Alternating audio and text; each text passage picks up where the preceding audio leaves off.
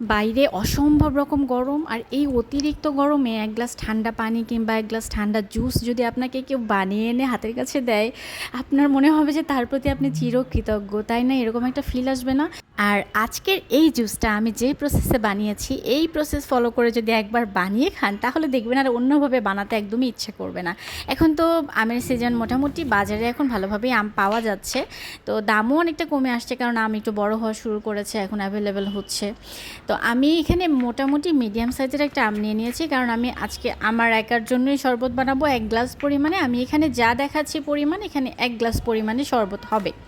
তো একটা আম আমি এরকম ছিলে নিয়ে কেটে নিলাম, তারপরে দুটো আমি কাঁচামরিচ নিয়েছি, মরিচটাতে ঝাল একটু কম যে কারণে দুটো নিয়েছি, না হলে আমি একটাই নিতাম, কারণ বেশি ঝাল হলে আবার গরমে ভালো লাগবে না। তারপর লেবু নিয়ে নিয়েছি, একটা মিডিয়াম সাইজের লেবু আমি 2 টুকরা নিয়ে নিলাম। আর এখন এই যে দেখতে পাচ্ছেন আমার পুদিনা পাতা, আমার পুদিনার সংগ্রহ, এটা হচ্ছে মাটিতে লাগিয়েছি, বারান্দায় ছিল। আর এখন এই যে এটা দেখছেন, এটা হচ্ছে ওই যে পানিতে লাগানোটা।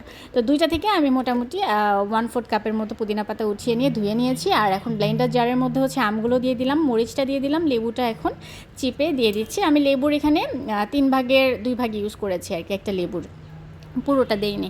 আর এখন এই যে পুদিনা পাতাগুলো দিয়ে দিলাম, তারপর এখন একটু সাদা লবণ দিয়ে দিলাম, আর এখন দিচ্ছি হচ্ছে বিট লবণ, এখন দিচ্ছি হচ্ছে গোলমরিচের গুঁড়া।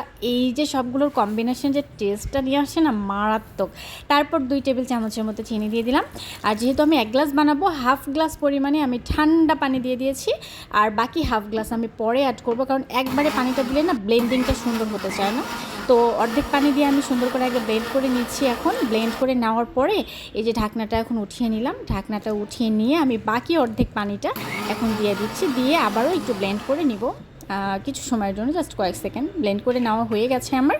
এখন আমি যে একটা গ্লাস নিয়ে নিয়েছি মোটামুটি বড় সাইজের, এখানে মনে হয় 300 মিলির মতো পানি ধরে, তো সেটার মধ্যে আমি এখন জুসটাকে ঢেলে নিচ্ছি। দেখতেই পাচ্ছেন কি যে সুন্দর একটা কালার আসছে, আর এটার যে একটা ফ্লেভার, মানে একদম ফ্রেশ পুদিনা পাতা গাছ থেকে উঠে আনছি, ওটার ফ্লেভারটাই মারাত্মক।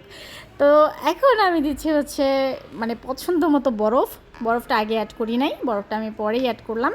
আপনারা চাইলে একবারে দিয়েও ব্লেন্ড করতে পারেন। তো এই তো রেডি হয়ে গেছে আমার কাঁচা আমের শরবত বলতে পারেন, কিংবা কাঁচা আমের জুস। আর এটা যে খেতে এত এত এত মজা ছিল, এভাবেই ভালো লাগে।